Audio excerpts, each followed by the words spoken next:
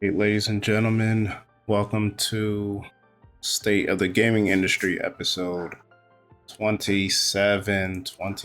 So we got shorter episode today, not eight.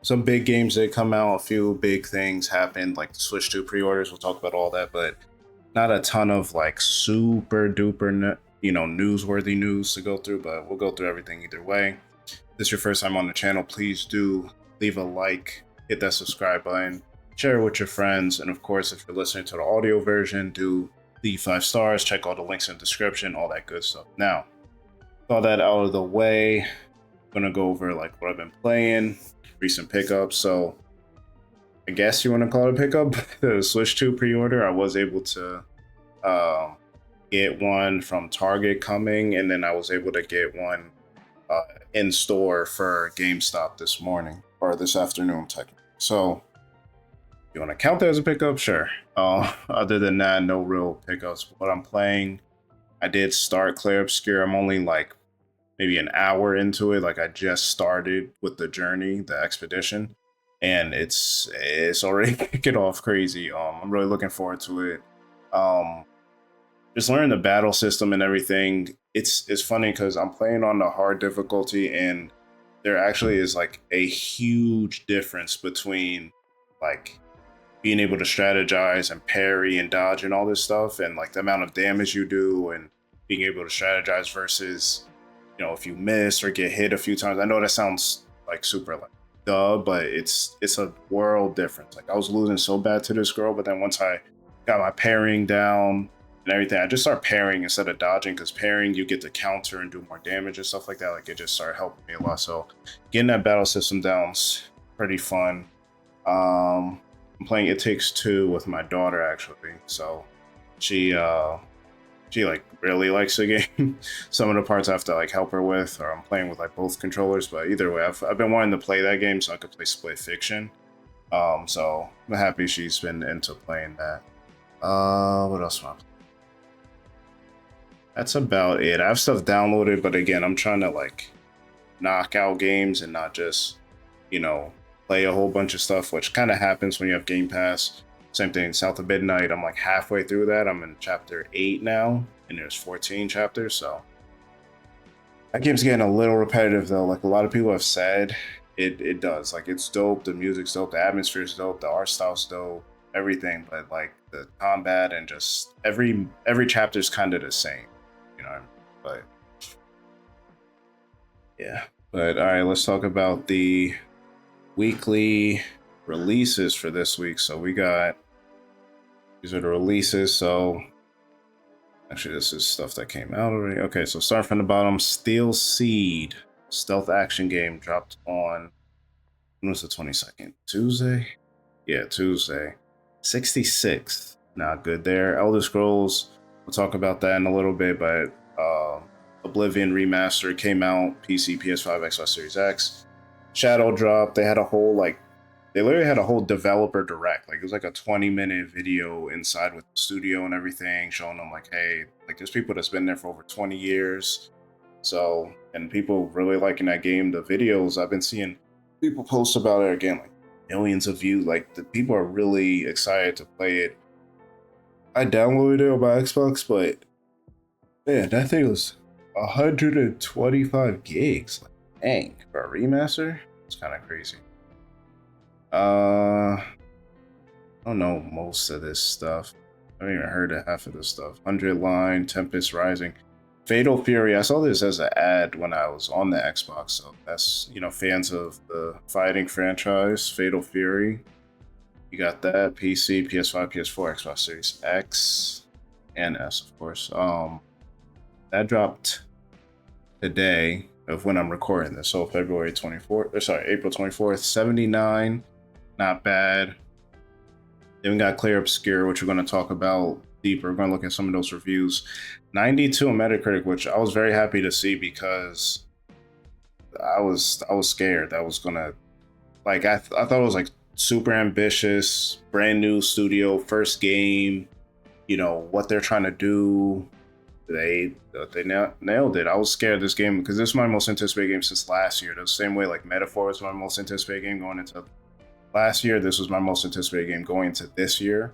And I just thought, like, okay, either it could be like one of those 90 games or it could be like 65. Like, I was scared. Um, and then Days Gone remaster coming out on today, on Friday. So that's good for people that want to play. Again, the PlayStation, I know people complaining about the remasters and stuff like that, but we'll talk about it a little later. I mean, we're getting dates for most of their first party games. So we got what's it called? Marathon coming out in September. You got Death Stranding 2 coming out in June, I think June 25th. And then we got Ghost of Yotei, which we'll talk about a little later. Finally got dated for October 2nd. So not bad for first party, you know, considering Ghost of Tsushima and Death Stranding were top games that came out back on the PS4 when they came out. So, I mean, the sequels should be highly touted as well. Let's look at some of these Clair Obscur reviews. So, like I said, 92, which gives it a must play from Metacritic. 13 reviews on Xbox gave it a 93. 45 on PC gave it a 90, and then PS5 57 reviews, 92. So pretty even across the board. Look at a few of these critic reviews. Creative Block. With its stunning visuals, it's hard to believe Clair Obscur was made by such a relatively tiny team. Yeah, I believe it was only like 30 people on the team. But the game is more than just eye candy, offering an intriguing plot and some top-notch acting, as well as solid and exciting combat system that rewards the effort it takes to learn. Yeah, that's kind of what I was saying earlier. It's like it's. I mean, I'm so early into the game, so I can't really say, but you basically have your regular attacks that don't do that much damage, but they build up your AP. Your AP you can use to special moves, and then you can also parry or dodge. And when you parry, you have a chance to counter, which does a strong attack, and you also build up some of the AP. So the system's pretty cool. And then some of your attacks, you have like a time thing where it'll go around and you press A at the right time, and it'll, you know, do more damage during your attacks or do some extra hits. So I really like where it's going with that. The plot's really unique and everything like that. So looks good. My only problem is the lip syncing. Like, I think during cutscenes it's fine, but when you're just talking to people, and I think I noticed this in Final Fantasy 16 as well. Like the lips it's off. Like whatever they're saying. I think because it's a French game, it's made by Ubisoft, former Ubisoft developers or whatever. So they're all, you know, French, and I think they're speaking in French with their mouth during the game. And they didn't bother to lip sync that, so that does throw me off. That's fine. Player 2, Clair Obscur's artistry for the senses, visuals, soundtrack, acting, storyline, and gameplay are all top tier, and I cannot urge you to play this game strongly enough. Okay, so if you aren't convinced yet, listen. Especially if you have Game Pass, just go ahead and grab it. If not, the game's like, I think 55 or 60 bucks, maybe 50 bucks. But I think I saw it on sale on Steam for like, I think 49. So let's look at this. 10 out of 10 from RPG site. Clair Obscur Expedition 33 may not be a perfect game, but it was the perfect game for me. It's a game that left me awestruck with its unique setting and melodies, enthralled with its characters and world. Hooked and held me with its gameplay, and has left me eagerly anticipating news of when I can return. Okay, so maybe there might be a sequel. This game's a celebration RPG genre made by a whole team whose heart and soul is poured into every aspect of the game. While some design decisions may not resonate with all players, Sinful Interactive should be incredibly proud of their creation. Yeah. I mean, I purposely haven't read any reviews or anything like that because I don't need reviews to convince me to buy it, but I also want to experience the game for myself. I did the same thing with Metaphor when it came to like the story and everything, or like all the elements. Like, I kind of want to discover some of that for myself. I don't want to see the other team members. I don't want to see certain abilities. I don't want to see any of that. I don't want to see skill trees, whatever. So this is the most, as far as reviews go, that I've been looking at. Let's see, it's 9 out of 10 from IGN. So it says, wearing its inspirations on his sleeve, Clair Obscur Expedition 33 paints itself into the pantheon of great RPGs. Once you play the game, you'll realize that paints itself is a pun, but whatever. With a brilliant combat system and a gripping, harrowing story.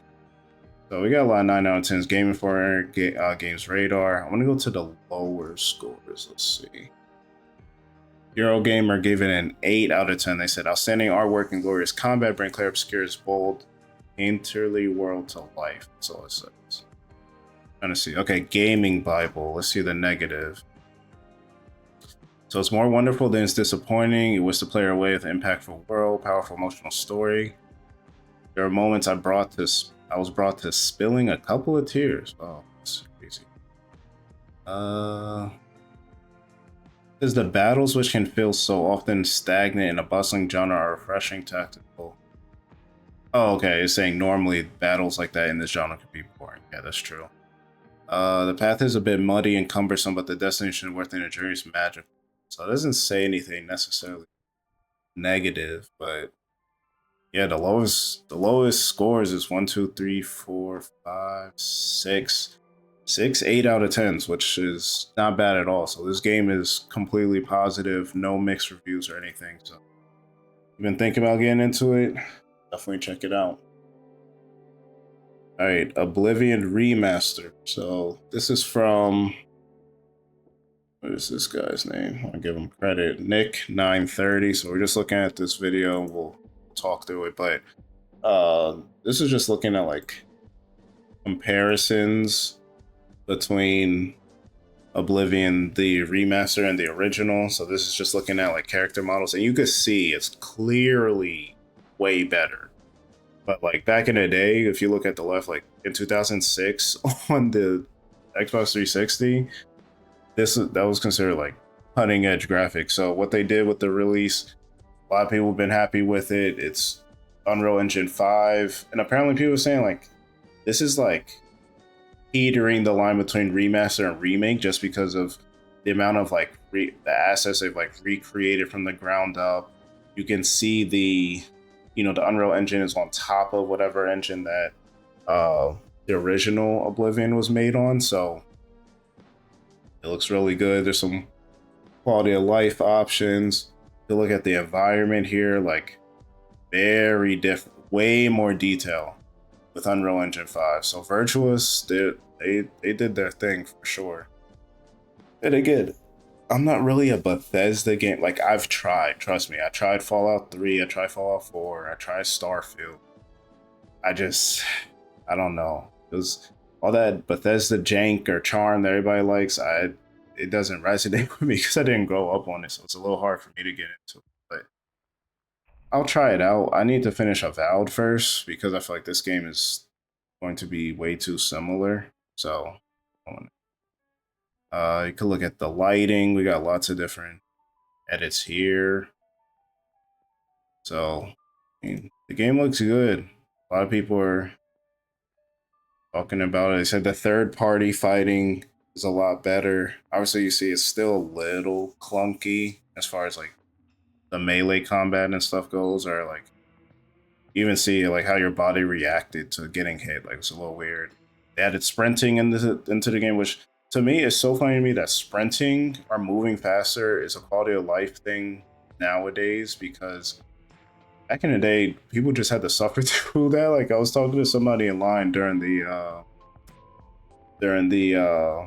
what do you call it, Switch 2 pre-order, which we'll talk about, but they like Pokemon back in the day, bro, before they gave you the running shoes in Gen 3, like it was a slog to try and get through that world. Moving so slow. But it is Oblivion. Listen, Xbox, if you have Game Pass, eating good, man. I'm telling you, you got Avowed, South of we'll start from December. You had Indiana Jones, you had Ninja Gaiden 2 Black, you had Avowed, you had South of Midnight, you got Clair Obscur, you got Oblivion Remastered, you got Doom the Dark Ages dropping soon. Like, they just been on a rampage as far as Game Pass goes. So, shout out to Xbox. Alright, we finally got a release date for Ghost of Yotei. Let me bring a tab over here. I just want to read through some details for the game.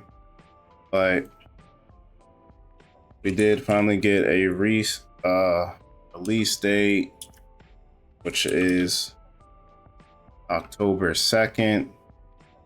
And I mean, the game looks good. So this is from PlayStation Blog. It says learn about Atsu's journey, plus our collector's edition deluxe delition digital deluxe edition detail. So we got to see what the the more higher end editions look like. So it says we're so excited to announce that Ghost of Yotei comes to PS5 on October 2nd, 2025. It's been nearly 5 years since we shipped Ghost of Tsushima, which I still I'm going to do like a retrospect, not even a retrospective because I never played it, so I can't retrospect on it, but or think about it from back in the day because I never beat it. But I'm going to try and do a video on that, like a quote unquote retro review on that before Ghost of Yotei comes out, because I do want to experience both of those and then get my thoughts on it. But it's been nearly 5 years, and that time we've been hard at work making Ghost of Yotei something special. While the stories are unrelated, it's important to us to make this a worthy follow-up to Jin's journey. So Jin is from the original game. We can't wait for you to experience Atsu's quest for vengeance later this year. So we got another vengeance story. So the name of this trailer is Onryu's List. So 16 years ago, in the heart of Ezo, a gang of outlaws known as the Yotei Six took everything from Atsu. So they killed her family, left her for dead, pinned to a burning ginkgo tree outside her home. But she survived. She learned to fight, kill, and hunt. And after years, she's returned home with a list of 6 names. So these are the 6 people you're going to have to kill: the snake, the Oni, Kitsune, Spider, the dragon, and Lord Saito. And I'm willing to bet you're going to fight them in that order. So y'all can see the graphics look really good. I want to see this on the PS5 Pro. I'm sure it's going to look really, really good. But I do want to, like I said, beat the original so I can kind of compare the differences to it mechanics wise, how they move and everything like that. So yeah, definitely looking forward to checking it out. But they also have, is it in this trailer? No. So this doesn't show the deluxe edition, so I'll bring that up right now, and the different like pre-orders and stuff like that. So I'm gonna add it back. Thingy. All right, that didn't do what I wanted it to do. But either way, so it says here, so the pre-orders actually begin next week on May 2nd at 10 a.m. in your local time. So this is the pre-order content. So you can see here the Yotei 6 avatar set. They look fire, bro. I'm telling you, you need good enemy design. Is very important. So this is a digital deluxe edition. So this has, zoom in here. So you have the full game, obviously. You have the pre-order content, which is the Yotei 6 avatar set, an in-game mask. You have this snake armor, armor die, a charm, digital deluxe horse and saddle with traveler maps. I guess the traveler's maps are things you get in the game already, but you early unlock it in this. I like that. I think Final Fantasy 16 did the same thing. Like there was what was it? I think it was a sword or something you got that you can get in the game, but you got it from the beginning if you pre-order, which I did. So you got that earlier and were able to, be able to fight a little easier. And then a sword kit. So digital deluxe edition, how much is it? So that's $80. So that's $10 basically, and you get the, like I said, the armor, the horse, and all that, which doesn't seem that worthy. But then you have the collector's edition, which looks insane. You get a lot of physical stuff with it. So you get the special box, of course. You get a sash, a suba, not sure what that is. Looks like a talisman or something. Art cards. You get a ghost mask, which is dope. Papercraft ginkgo trees. Zenj, what does that say? Zene Hajiki coin, game, and pouch. Oh, so I guess you can actually play that. That's cool. And then all the stuff I mentioned before from the digital deluxe edition. So how much is this game? So the collector's edition is $250. That's I ain't gonna lie, that's a bit much, bro. That's a bit much. 250 is a lot. Like if the digital deluxe edition is 8, like this should be like less than 200. This would be like 150. 200 max, but 250 that's a lot. Especially considering I believe the game isn't even on. Yeah, I don't think the game is even physical. It's just, yeah, it's a digital copy of the game. See, don't do this collector edition if you're going to do that. Like, give me the physical game, bro. What are we doing?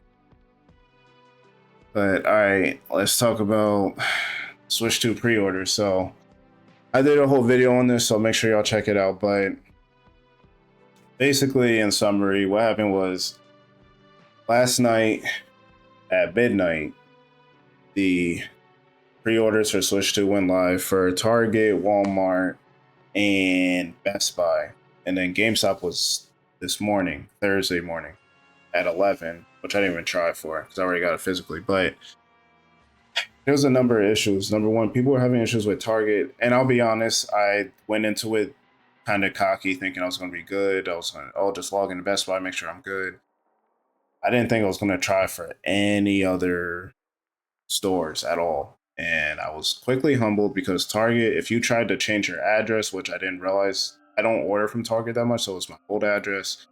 That doesn't match. If you try to add a credit card because it wasn't taking Apple Pay for whatever reason, it wasn't working, whatever. I finally got through and then it canceled my order immediately. And I saw a lot of people that happened to on Target. If you did any type of changing, it just didn't work.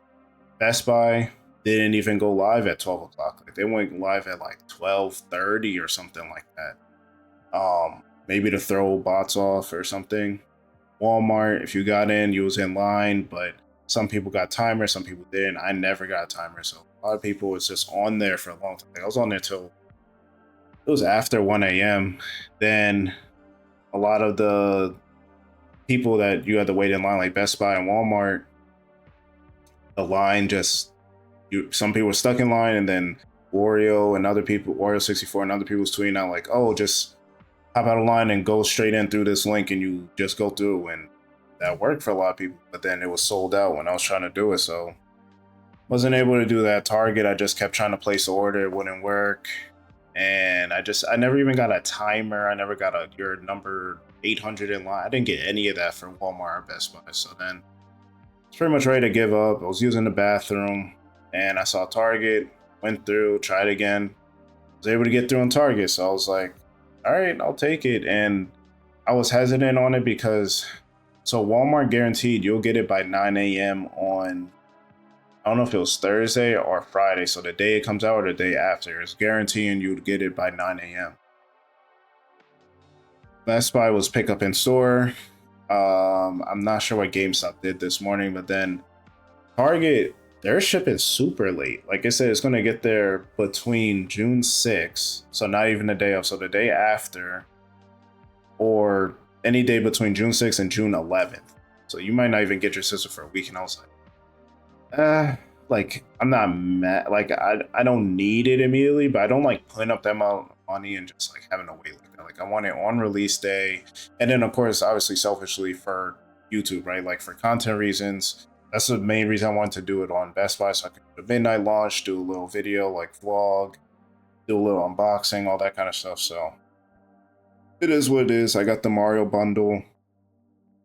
Then this morning, or last night, Wednesday night, I went to GameStop around like 10 o'clock, went to check like, hey, let me just see the allocation. I saw it on there, said they had like 14 regular editions and then 37 Mario editions, which surprised me, but it makes sense because Nintendo's trying to sell through all of those. They know the initial people, like, okay, the $80 was a bit much for Mario Kart, but y'all gonna buy the bundle, right?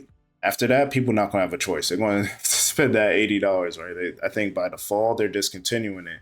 So I'm like, all right, let me just do that because I need something to play on it. Even though I can play Switch 1 games on there, whatever. But like, I'm not opposed to buying the Mario Kart, especially if I'm getting it for technically $50. So I went there around 8:15, checked it out. I was number, I think, 9 in line, so not bad. Like I really could have showed up at 10 even. Like the store opened at 12. Just kicked it with a few people. More people started showing up. I couldn't believe the amount of people that showed up around like 11:50 to 12 o'clock or even 12:30. Like after we went inside, gave him our information, whatever, put the money down, and left. Like there was still people, like the line wrapped around. Like again, check out my video, I show it, but like wrapped around, goes out the front door, and then goes down the block. I'm like, y'all weren't serious. And I guess some people didn't have a choice. They at work or they just went during their lunch break and they were just hoping to get lucky or whatever. But listen, showing up when I did, I'm not saying like someone said, oh, they was there since midnight. I'm like, oh, it's not that serious. But yeah, some people showing up at open is insane. Like you didn't even give yourself an hour before or 2 hours. Like, you must have not been serious. So I say all I got was a system. They were trying to have me pre-order games. I don't pre-order games like that. Like it's not that serious. I'll probably get Donkey Kong at launch and then just again play a bunch of my Switch One games that I haven't finished, or go back to like Tears of the Kingdom, get all the shrines and all that. Just play it enhanced because that, bro, I like almost shed a tear during the Nintendo Switch 2 Direct when they were showing Tears of the Kingdom and Breath of the Wild running on the enhanced graphics. Like that looked insanely good. So yeah, that was it for that. But all right, let's get into the last story of the day, night. So remember last year we had the PS5. They had like the classic UIs, like the sounds, the themes, and all that from PS1, 2, 3, and 4. So that went away after the 30th anniversary celebration, but April 24th, which I didn't try it yet because I didn't turn on my PS5, but there was an update. So it's bringing that back, but instead of themes, they're calling it appearances, and they're having a whole dedicated appearance submenu. Um, so yeah, you can do what we were doing before, just change it. If you want to have the PS2 theme, PS3, I don't see why you would do PS4 when you just had that, but most people was doing like one or two for the most part. So yeah, I'm gonna do that. Again, I'm not I didn't grow up with PlayStation, so it's not super nostalgic for me. I know the sound of the PS1 just because my friend had it and his mom used to babysit me, but I thought it was cool. I thought it was a cool addition they had. So but yeah, uh, that's about it. Not a lot going on. Again, some like big things, like big releases we had, but not anything super crazy. But appreciate you guys again. Like I said, like, subscribe, check all the links in the description. Rate 5 stars, share with your friends, do everything you can. Let me know what you did for the release. Let me know everything down comment section below. Send me an email. Do whatever you gotta do. Follow me on Twitter. Follow me on everything. Appreciate you guys, and I'll catch you on the next episode.